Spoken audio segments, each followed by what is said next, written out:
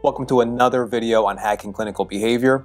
I'm Pierre Louis, BCBA and Executive Leader here at Brett DiNovi Associates. So if you're watching this video, have you ever been in an unproductive meeting? Take 5 seconds right now and just think back to the last meeting you were in that was completely unproductive. What was so bad about it? Why was it unproductive? Why was it ineffective? So this week, I'm going to be talking to you about meetings. That's right. Meetings. Linda LeBlanc and Melissa Nosik in 2019 have a discussion and review paper in Behavior Analysis and Practice where they discuss planning and leading effective meetings. So you might be wondering to yourself, why are we talking about this? Well, there's a few reasons.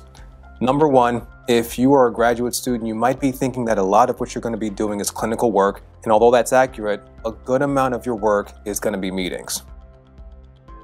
So another reason talking about meetings is important is when I speak to clinicians, the number one thing I hear from just about everybody is they need more time.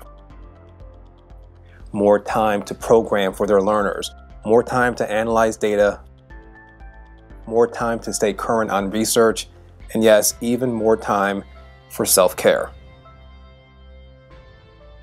So meetings are important, and if we can make them more effective, it leaves more time for all of those things I just previously mentioned. So according to the article, helping professions can spend up to 50% of their weeks in meetings. And although we don't have specific data for BCBAs, we can assume that that can be the case for many of us in this field as well. This topic of meetings has been looked at in OBM. There have been several TED Talks about it, and you may even know about a book called Death by Meeting.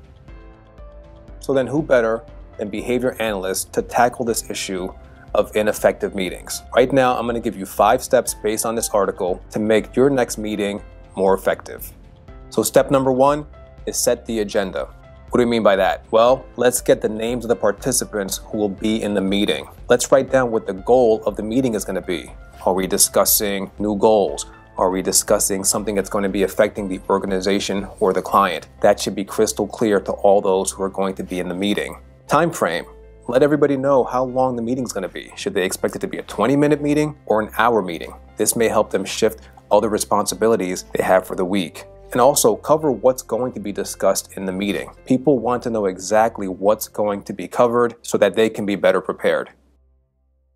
Point number 2, participants.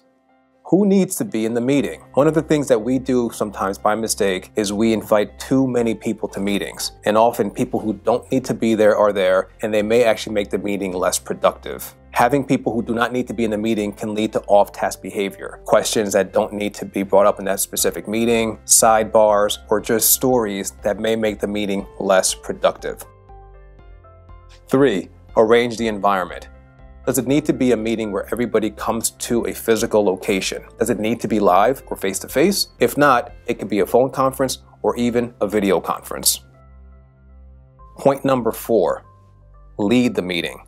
Is there a meeting leader? Is there somebody who's going to take charge of the meeting and make sure it's going well and everything's being covered the way it's supposed to? One of the things that the article recommends is having an opening statement. And it may sound something like this. Okay, everybody, today we're meeting to discuss future planning for next year's budget. Or the purpose of this meeting is to discuss training opportunities for our new registered behavior technicians. If you've seen some of my previous videos, you know that one of the reasons I like behavior analysis in practice is that they offer practical suggestions. And this article is no different. There's a great table in the article that provides us with common problems that are faced in meetings, as well as strategies and suggested phrases that you can use.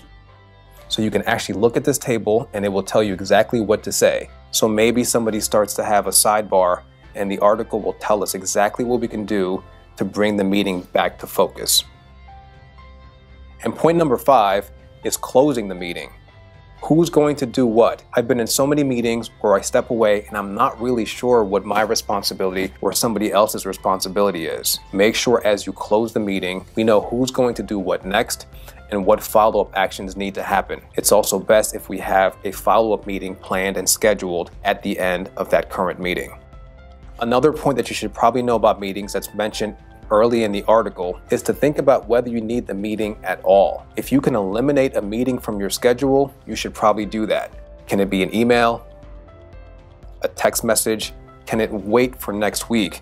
Let's not become too meeting happy, and let's spend this time on all those things we talked about before, like working with our learners, time for ourselves, catching up on articles, and of course, always more time for programming and graphing. So here at Brett DiNovi Associates, we want to help you become the very best clinicians and leaders you can. With that in mind, if you want to help us spread the science, click up, find out more about BDA, and if you're interested in some new content, please feel free to message us at the bottom of this video and let us know what you want to hear next. Have a great week.